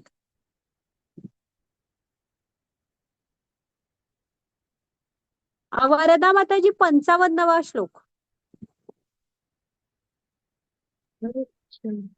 भक्त्या मामभिजानाति यावन्यश्चास्मि तत्त्वतः ततो मां तत्त्वतो ज्ञात्वा विशते तदनन्तरं. हरे कृष्ण. श्री कृष्णा. मनुष्य मला माझ्या पुरुषोत्तम भगवान या यथार्थ स्वरूपात केवळ भक्तीद्वारे जाणू शकतो. अशा भक्तीद्वारे मनुष्य जेव्हा माझ्या भावनेने पूर्णपणे युक्त होतो, तेव्हा तो भगवत धामात प्रवेश करू शकतो. हरे कृष्णा. म्हणजे बघा, परत इथे कृष्णाने सांगितलंय की कृष्णांकडे जाण्याचा मार्ग अनन्य भक्ती हा एकमेव मार्ग आहे. आणि भक्ती, आता परत ते मागचे श्लोक आठवा की तुम्ही कुठेही असा, तुम्हाला भक्तीमध्ये जोडायला कुठलीही आडकाठी कुणी केलेली नाहीये. हा, आणि ते काय ना, जाता पंढरीसी सुख वाटे जीवा, त्यात सांगितलंय बघा त्यांनी या परती विश्रांती न मिळे जीवा, की त्यांच्यापेक्षा वेगळी विश्रांती तुम्हाला खरंच कुठे काही मिळणार नाही. त्यामुळे भगवंतांकडे जायचा एकमेव मार्ग आहे अनन्य भक्ती. हा, त्यांची दिव्य प्रेममय सेवा, आणि तुम्ही जोडून घ्या. हे भगवंतांचं धाम आहे. ओके माताजी, स्लाइड घ्या.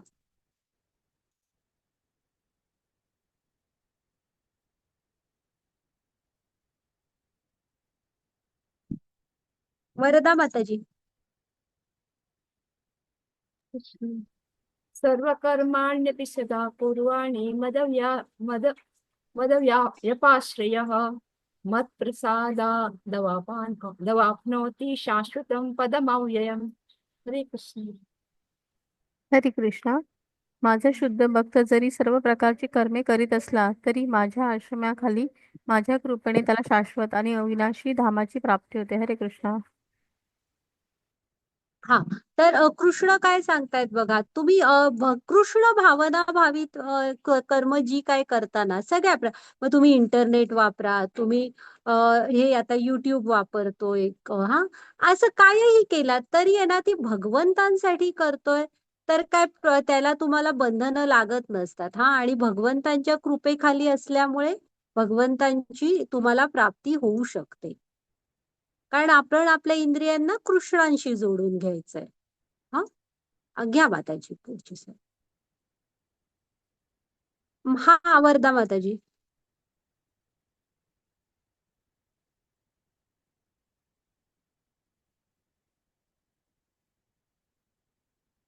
हरे कृष्ण.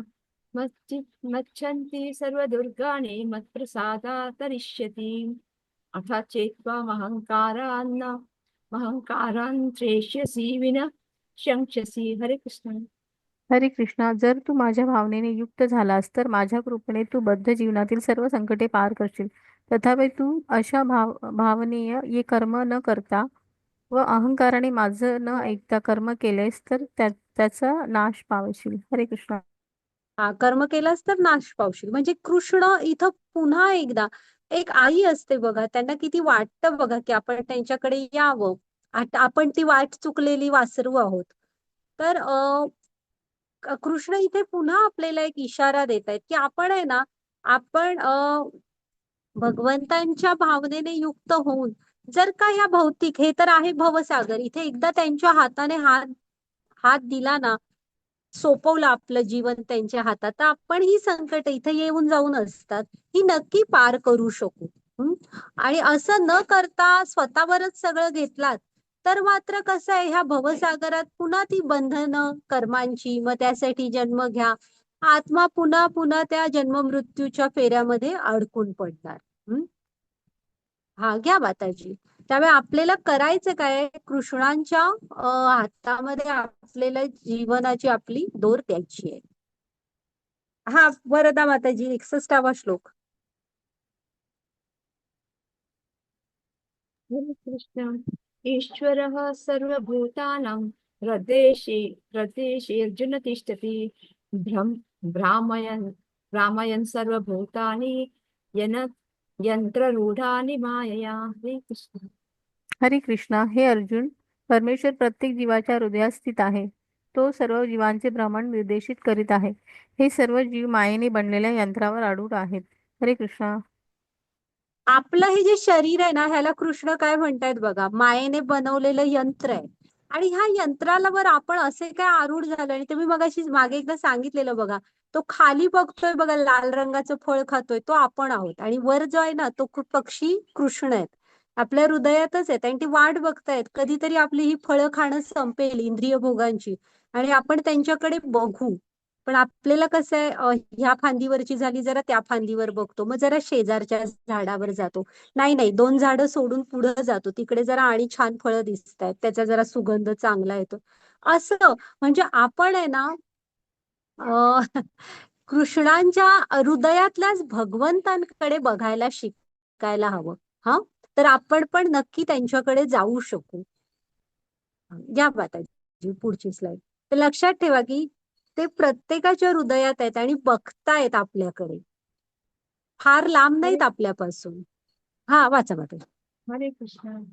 तमेव शरणं गच्छ सर्वभावेन भारत तत्प्रसादात् परं शान्ति स्थानं प्राप्स्यसि शाश्वतम् हरे कृष्ण. हरे कृष्णा. हे भारता, पूर्णपणे त्याला शरण जा. त्याच्या कृपेने तुला दिव्य शांती व सनातन परमधामाची प्राप्ती होईल. हरे कृष्ण. हा, हे बघा, मी तुम्हाला मगाशीच म्हटलं ना, काय मिळणार आहे भक्तीने. भक्त हा कधीच विचार करत नाहीत, कधीच नाही. जे शुद्ध भक्त असतात त्यांना फक्त कृष्ण हवे असतात, आणि बाकीची जी काळजी करू नका तुम्ही, तेही समर्थ आहेत सगळं बघून घ्यायला. आणि मुख्य म्हणजे ना, भक्तीमध्ये तुम्हाला आनंद मिळतो. ते तुम्ही अनुभवा, की किती जप करा, छोट्या छोट्या सेवा करा. आता आंब्याचा तर एवढा सीझन आहे, आंब्याचे वेगवेगळे पदार्थ आपणही करून खातोच, कैरीचे करतो. तर ते जरासे कृष्णांसाठी करा, त्यांना आधी अर्पण करा, मग घरातल्यांना द्या आणि प्रसाद म्हणून वाटा, कायही करा. बघा त्यातला आनंद. भक्तीमध्ये ना, तोच तर आपण शोधत असतो ना, तो म्हणजे काही नाही तरी आनंद खूप मिळतो, शांती, अद्भुत शांती मिळते. हा, ते कृष्ण इथेच सांगतात की पूर्णपणे मला शरण या, आणि कृष्णांच्या कृपेने तुम्हाला शांती, आणि बाकीचं तर आहेच, ते सगळं सनातन परम धाम वगैरे हे होईल. माताजी घ्या पुढची स्लाइड.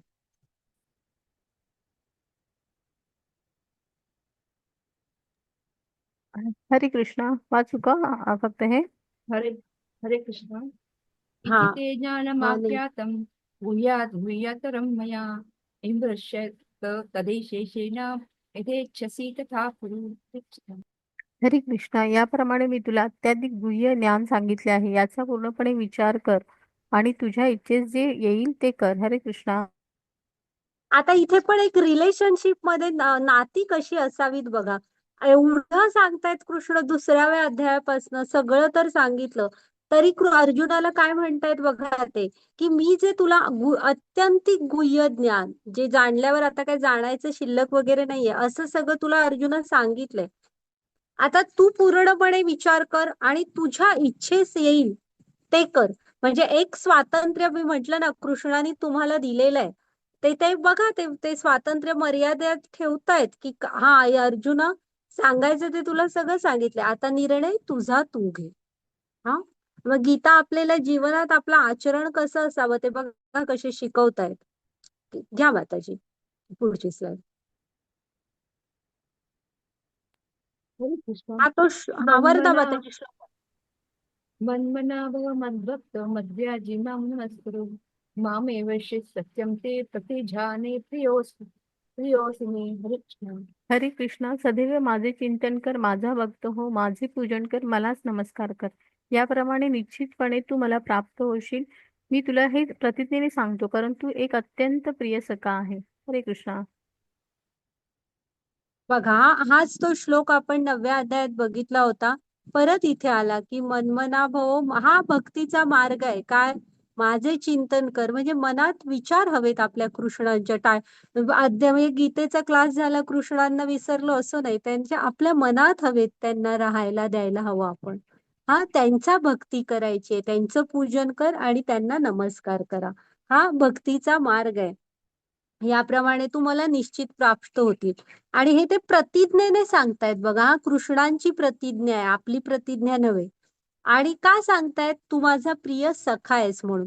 एखादं नातं, इतकी तर नाती आपण जोडत असतो, एक नातं कुठलं तरी कृष्णांशी पण जोडा. त्यांना आपला मित्र माना, गुरु माना, आई वडील माना, छोटा भाऊ, मोठा भाऊ, असं काहीतरी माना. हा, पण त्यांच्याशी एक नातं जोडा आणि असं स्वतःला त्यांच्या भक्तीमध्ये जोडून घ्या. माताजी घ्या पुढची स्लाइड. हरे कृष्णा. हरे कृष्ण. सर्वधर्मान् परित्यज्य मामेकं शरणं व्रज अहं त्वां सर्वपापेभ्यो मोक्षयिष्यामि मां शुच. हरे कृष्ण. हरे कृष्णा. सर्व प्रकारच्या धर्माचा त्याग कर आणि केवळ मला शरण ये. मी तुला सर्व पापापासून मुक्त करेन. तू भयभीत होऊ नकोस. हरे कृष्णा. हा, हे बघा, हा कृष्ण आता त्यामुळे सांगतायत, इथं 2 प्रकारे अर्थ घ्या. सर्व प्रकारच्या धर्माचा त्याग कर म्हणजे आणि केवळ मलाच शरण आहे, भयभीत होऊ नको म्हणतायत. म्हणजे आपल्याला थोडस भीती वाटते ना, मी असं असं आधी होतो, असं आचरण केलंय, आता जपमाळ कशी हातात घेऊ, जाऊ का कृष्णांकडे, स्वीकार करतील का मला, असा नका विचार करू. ज्या क्षणी तुम्हाला भक्तीविषयी कळलंय ना, त्या क्षणी तुम्ही जप करा, श्रवण कीर्तन करायला सुरू करा आणि कृष्णांशी सगळ्या बाजूनी जोडून घ्या. ते तुम्हाला नक्की स्वीकार करणार. हा एक. आणि दुसरा पुन्हा मग शास्त्राप्रमाणे की गुरु ठरवतात. जेव्हा तुमच्या जीवनात बरेच वर्ष गुरु असतील आणि गुरु मग तुम्हाला सांगतात की आता सगळ्याचा त्याग कर आणि केवळ कृष्णांशी स्वतःला जोडून दे. ते निर्णय आपले आपण घ्यायचे नसतात. मग ते गुरु सांगतील. पण असं दोन प्रकारे अर्थ निघतात. पण पुढचं तरी कराच की भगवंतांना शरण जा आणि त्यांच्याशी स्वतःला जोडून घ्या. ठीक. घ्या माताजी पुढची स्लाइड. माम एक म्हटलंय. भगवंतांना, कृष्णांना शरण जायला हवं तुम्ही. हरे कृष्ण.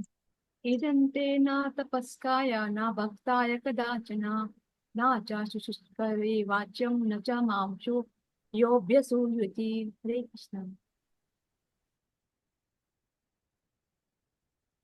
हरे कृष्णा. जो तप करीत नाही, जो भक्त नाही, भक्तीमध्ये संलग्न नाही, तसेच जो माझा द्वेष करतो, त्याला हे परमगुह्य ज्ञान कधी सांगू नये. हरे कृष्णा. आता कृष्ण काय म्हणतात माहितीये की जे भक्त नाहीयेत, जे भक्तीमध्ये संलग्न नाहीत, जे कृष्णांचा द्वेष करतात, ज्यांना कृष्णाविषयी काय माहीतच नाही, राग राग करतात, अशांना हे सांगूच नका. पण इथे एक चान्स आपण घेतो. का? तर प्रभुपाद स्वामी आपले गुरु आहेत, गुरुनी सांगितलंय म्हणून. कारण भक्ती सिद्धांत सरस्वती प्रभुपाद स्वामींचे गुरु होते. त्यांनी आज्ञा दिली होती की तुला आपल्या सनातन धर्माचा प्रचार हा पाश्चिमात्य देशात करायचा आहे. जिकडे काय माहित नव्हतं, तरी पण एक चान्स घेतला गुरूंच्या आज्ञेमुळे आणि प्रभुपाद स्वामींनी सांगितलं. तसं आपण पण आम्हीही कधीतरी अशीच आले होते की ज्यांना गीतेविषयी फार माहित नव्हतं, तरी पण गुरूंमुळे प्रभुपाद स्वामींनी एक चान्स घेतला आणि आंतरराष्ट्रीय कृष्ण भावनामृत संघटनेची स्थापना केली, ज्यामुळे हे ज्ञान मला मिळालं, मी जोडले गेले. तसं तुम्ही पण एक चान्स घ्या आपल्या गुरु, जरी कृष्ण नको म्हणत असले तरी आहे, जे आपण कृष्णांपासून अलग होऊन या भवसागरामध्ये असे हेलकावे खातोय ना, ह्यांच्यासाठी एक शेवटी संत हे खूप मृदू हृदयाचे असतात. त्या गुरूंची आज्ञा म्हणून इथं आपण एक चान्स घेतो आणि जरी ते कृष्णांशी जोडलेले नसले तरी आपण कृष्णांविषयी त्यांना सांगतो. घ्या माताजी पुढची स्लाइड.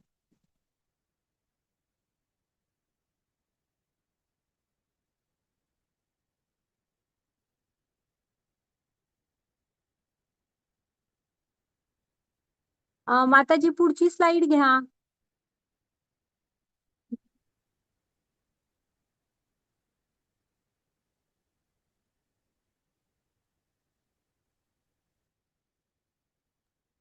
हरे कृष्ण.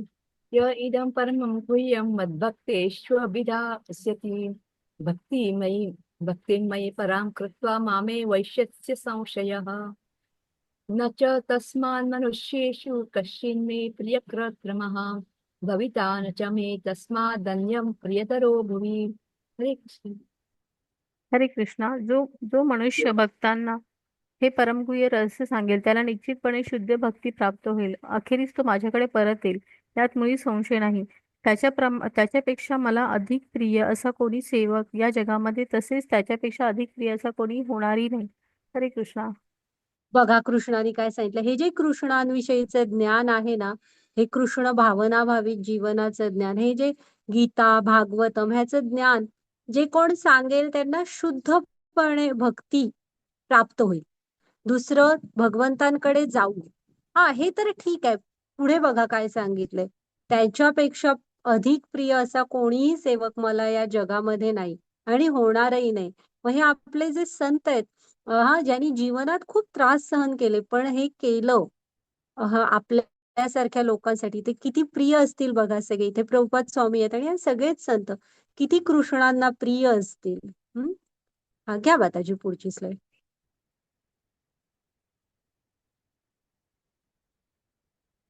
हरे कृष्ण. अध्यक्ष्यते च इमं धर्म्यं संवादमावयोः ज्ञानयज्ञेन तेनाहमिष्टस्यामिति मे मतिः. हरे कृष्ण. आणि मी घोषित करतो की जो कोणी आपल्या या पवित्र संवादाचे अध्ययन करतो तो आपल्या बुद्धीद्वारे माझे पूजन करतो. हरे कृष्णा. म्हणजे बघा हा इथे कृष्ण काय सांगतायत, किती किती छान आहेत बघा त्यांचे स्वभाव आणि मन किती छान आहे. की इथे जर का आपण गीतेचा थोडाफार अभ्यास करायचा हा प्रयत्न करतोय, गीता समजणं हे इम्पॉसिबल आहे आपल्यासारख्यांना, पण हा जो आपण प्रयत्न करतोय तो सुद्धा कृष्ण काय मानून घेतायत बघा, की आपल्या बुद्धीद्वारे आपण त्यांचं पूजनच करतोय असं कृष्ण मानतायत. घ्या माताजी पुढची स्लाइड.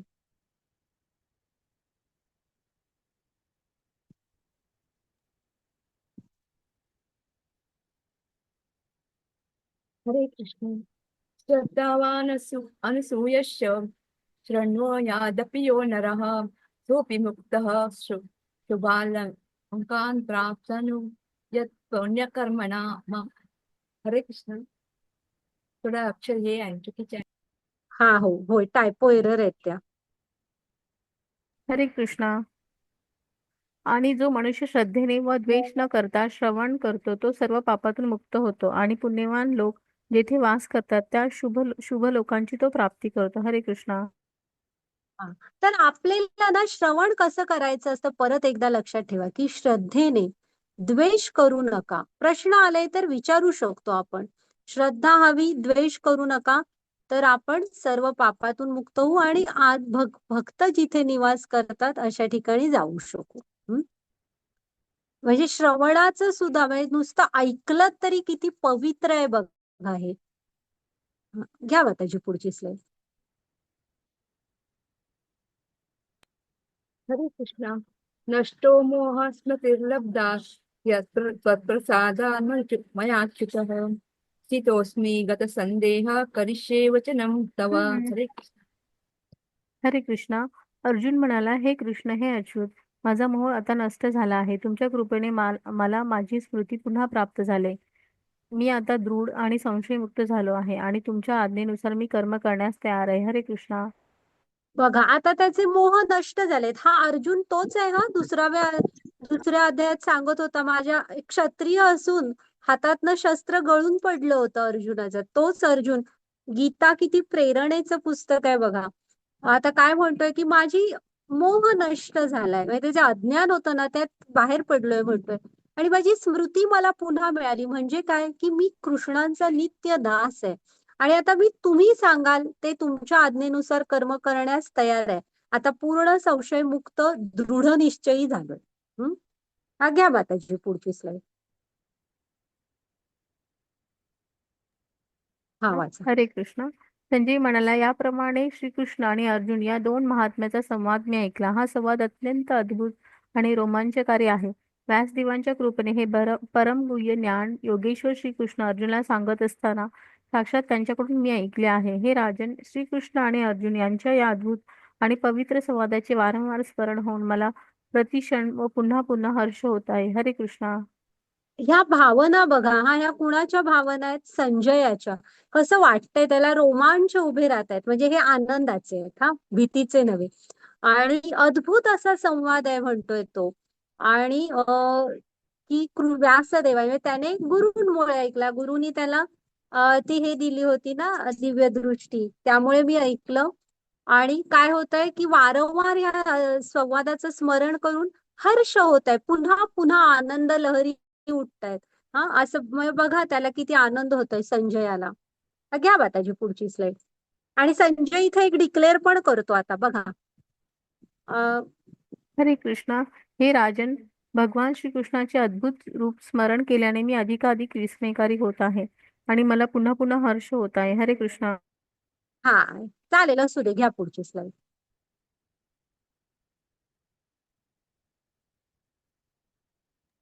हरे कृष्ण. यत्र योगेश्वर कृष्णो यत्र पार्थो धनुतर तत्र श्रीविजयं भूतिर्भुवा ध्रुवा नीतिर्मतिर्ममा. यत्र योगेश्वर कृष्णो यत्र पार्थो धनुतर तत्र श्रीविजयो भूति ध्रुवा नीतिर्मतिर्ममा. यत्र योगेश्वर कृष्णो यत्र पार्थो धनुतर तत्र श्रीविजयो भूता ध्रुवा नीतिर्मतिर्ममा. हरे कृष्ण. हरे कृष्णा. येथे योगेश्वर कृष्ण आणि महान धनुर्धर अर्जुन आहेत. तेथे निश्चितच ऐश्वर्य, विजय, असामान्य सामर्थ्य आणि नीती आहे, हे माझे मत आहे. हरे कृष्णा. बघा, त्याने डिक्लेअर करून टाकलं की जिथे योगेश्वर कृष्ण आणि महान अर्जुन धनुर्धर अर्जुन आहे, म्हणजे जिथे ते आहेत तिथंच ऐश्वर्य, विजय, असामान्य नीती, असामान्य सामर्थ्य आणि नीती आहे. मग हे कुणाला सांगतोय तो? धृतराष्ट्राला, की तिथंच ऐश्वर्य, विजय सगळं आहे.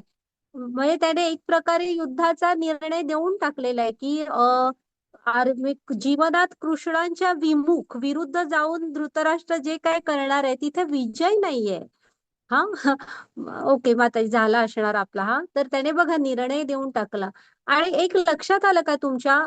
अर्जुनामध्ये मी तुम्हाला पहिल्या अध्यायात सांगितलेलं, अर्जुनामध्ये फरक पडला. संजयाने तर निर्णय देऊन टाकले. हे का करू शकले? पण धृतराष्ट्र, आपण महाभारत बघितले, धृतराष्ट्र मात्र होता तिथेच राहिला, दुर्योधन होता तिथेच राहिला. का झालं असं? तर एकच गोष्ट, की ते मी मधून बाहेर पडले नाहीत.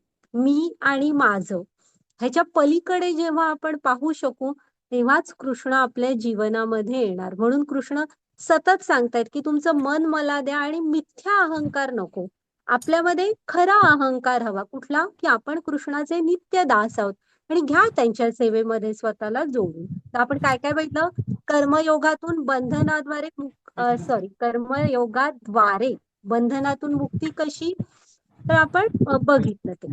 मग कर्म करण्यासाठी आवश्यक घटक बघितले आणि त्यात एक लक्षात ठेवायचं की परमात्म्याची परवानगी 100% हवी, तरच कुठलंही कर्म होणार.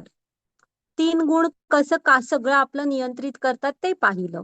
वर्णाश्रम व्यवस्था परत एकदा बघितली आणि त्याचं ध्येय काय आहे?